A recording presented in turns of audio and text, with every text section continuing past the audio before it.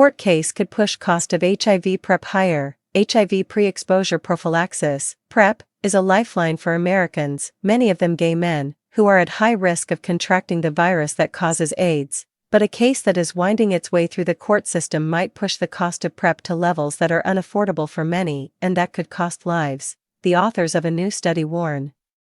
Our findings suggest that out-of-pocket cost increases for PrEP could upend the progress that has been made towards ending the HIV/AIDS epidemic in the United States, said senior study author Jalpa Doshi, a professor of medicine at the University of Pennsylvania. The context: people who take either of the two FDA-approved antiretroviral medications, each are actually two pill combos, get a highly effective means of preventing HIV infection, even when exposed through sex.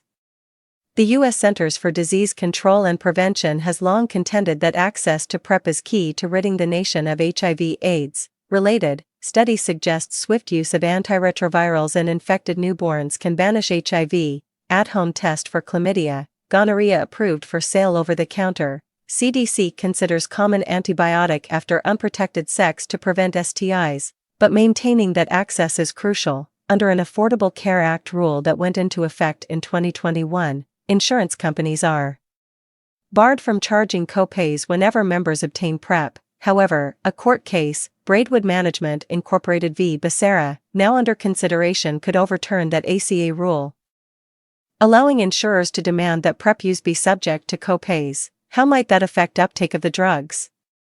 In their study, Doshi's team looked at 2016 to 2018 information from an insurer-provided healthcare database. They tracked the records of over 58,500 patients with new, insurer-approved PrEP prescriptions, and tracked how many of those patients started dropping the meds when co-pays began to rise.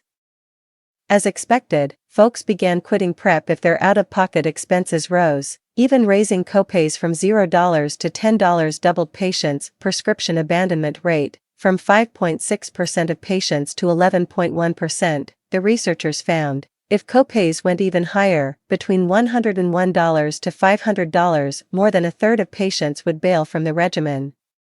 What might that mean for their health? According to the UPenn news release, people who quit PrEP were 2 to 3 times more likely to get infected with HIV in the following year, compared to those who filled their PrEP prescription. Doshi and her team believe numbers like that could foretell a rise in HIV/AIDS across the United States, and present a real setback to efforts to put an end to the epidemic in this country.